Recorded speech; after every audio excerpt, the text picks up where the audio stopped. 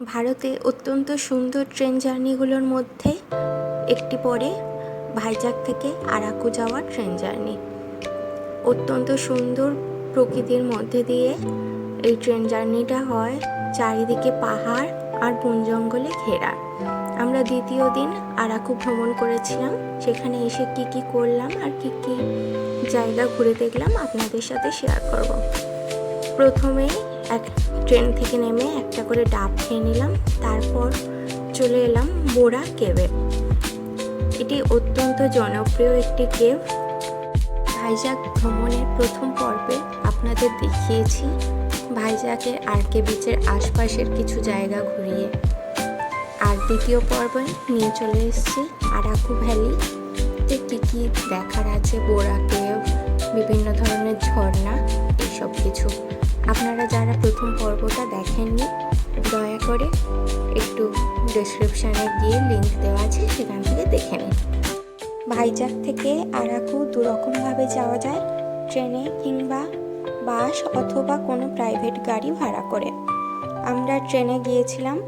ট্রেনের টাইম যদি ঠিকঠাক থাকে তাহলে সকাল ওই 7টার দিকে ছাড়বে, আর খুব একটা দেরি না করলে 10টার দিকে নামিয়ে দেবে। সারাদিনে একটাই ট্রেন থাকে যাওয়ার।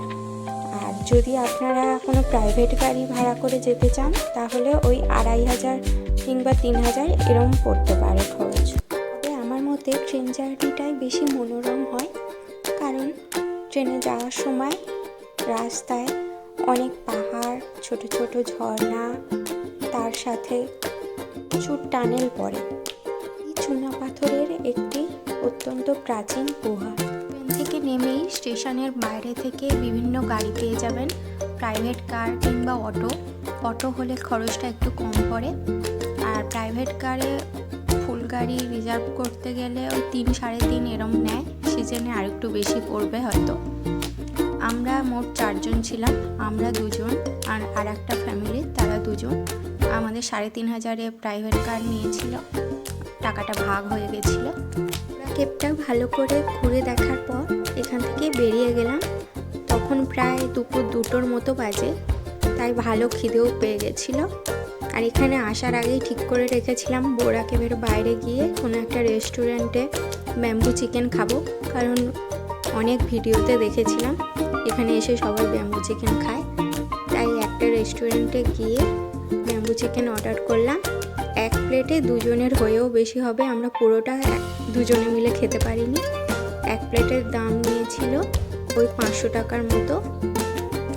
বিরিয়ানিটা খেতে বেশ ভালোই ছিল। আমি আগে যতবার দক্ষিণ ভারতে গিয়েছি আর সেখানকার বিরিয়ানি খেয়েছি, খুব একটা ভালো লাগেনি, কিন্তু এই বিরিয়ানিটা আমাদের হতাশ করেনি। খেতে খুবই ভালো ছিল, শুধু কোয়ান্টিটি বড্ড বেশি ছিল, যেটা আমরা 2 জনে মিলে শেষ করতে পারিনি। তারপর খাওয়া দাওয়া কমপ্লিট করে বেরিয়ে পড়লাম পরের ডেস্টিনেশনে যাওয়ার জন্য। আমাদের পরবর্তী ডেস্টিনেশন ছিল অনন্তগিরি ওয়াটারফল। ঝর্ণার জলটা একদম চিল ঠান্ডা ছিল। এত গরমে ঠান্ডা জল পেয়ে আমি পা ডুবিয়ে বেশ অনেকক্ষণ ধরে বসেছিলাম। কি যে আরাম লাগছিল এরকমভাবে বসে থাকতে, কি বলবো। গরমের হাত থেকে যেন কিছুক্ষণের জন্য মুক্তি পেলাম। এরপরে বেরিয়ে পড়লাম কফি প্ল্যান্টে যাওয়ার জন্য। কফি প্ল্যান্টে শুধুমাত্র কফি প্ল্যান্ট ছিল না, এছাড়াও ছিল দারুচিনি, লবঙ্গ, আরও অনেক ধরনের গাছপালা। প্রত্যেকটা জায়গারই এন্ট্রি ফি কম করে 80 টাকা ছিল। চলুন ভালো করে কফি প্ল্যান্টটা ঘুরে দেখা যাক। এই সময় কফি গাছে ফুল এসছিল, সাদা সাদা দেখতে পাচ্ছেন, বেশ ভালো লাগছিল দেখতে, কিন্তু কফি আমরা দেখতে পাইনি, এই ফুলই দেখেছিলাম। এই কফি প্ল্যান্টের বাইরেই বিভিন্ন ধরনের দোকান আছে ছোট ছোট, সেই দোকানেই আপনাকে কফি করে খাওয়াবে, কিংবা আপনি ঘরের জন্য কফি কিনেও নিয়ে যেতে পারেন। কফি সিডস আর কাঁচা হলুদ, দারুচিনি, লবঙ্গ, আরও অনেক কিছু এখানেই তৈরি হয় যেগুলো।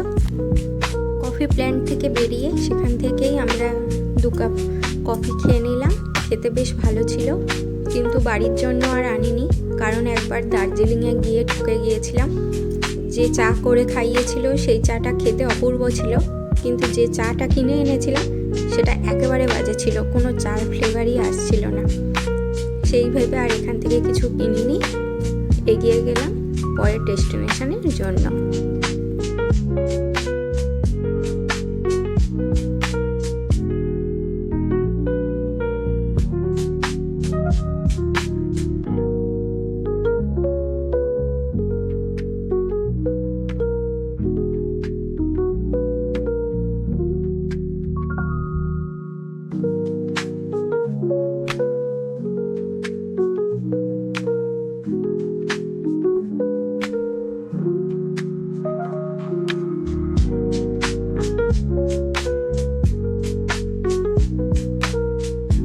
রাস্তা অতিক্রম করার পর আমরা চলে এলাম আমাদের পরবর্তী ডেস্টিনেশন ট্রাইবাল মিউজিয়াম।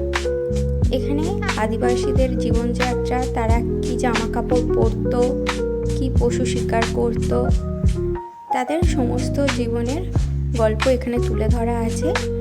এটাই ছিল আমাদের দ্বিতীয় দিনের লাস্ট ডেস্টিনেশন। অনেকে আরাকু ভ্যালিতে এসে এক রাত থেকেও যান। এখানকার ট্রাইবাল ডান্স আরও অনেক কিছু দেখার আছে, কিন্তু আমরা আর থেকে যাইনি। আমরা ওই দিনই আবার ট্রেনে করে ভাইজাগ ফেরত চলে গেছিলাম। ট্রেনটা ভাইজাগ থেকে আরাকু যাওয়ার সময় সকালে একদম ঠিকঠাক টাইমে ছিল, কিন্তু ফেরত যাওয়ার সময় ভাইজাগে এত লেট করেছিল না ট্রেনটা, বসে থাকতে থাকতে অস্থির হয়ে গেছিলাম সবাই। প্রায় নামানোর কথা ছিল 8টা সাড়ে 8টা এরকম, কিন্তু আমাদের নামিয়েছিল রাত 10:30টায়। যখন হোটেলে যাই তখন আশপাশের অন্যান্য খাবারের দোকান সব প্রায় বন্ধ হয়ে গেছে, তাই কোনো রকমে একটা দোকান পেয়ে তাতে অল্প কিছু খেয়ে সেদিনের মতো রাতটা কাটিয়ে দিই। আপনাদেরকে বলবো, আপনারা যদি ভাইজাগ ফেরত আসার সময় ট্রেন জার্নি না করে কোনো প্রাইভেট গাড়ি কিংবা বাসে করে আসতে চান, তাহলে খারাপ হবে না ব্যাপারটা, অন্তত ঠিকঠাক টাইমে চলে আসতে পারবেন। ভাইজাগ ভ্রমণের দ্বিতীয় পর্বে আরাকু ভ্যালি ভ্রমণ দেখালাম। আজকের ভিডিওটা যদি আপনাদের ভালো লেগে থাকে অবশ্যই একটা লাইক করে দেবেন। আজকের ভিডিওটা এতটাই, দেখা হচ্ছে পরবর্তী একটি ব্লগে।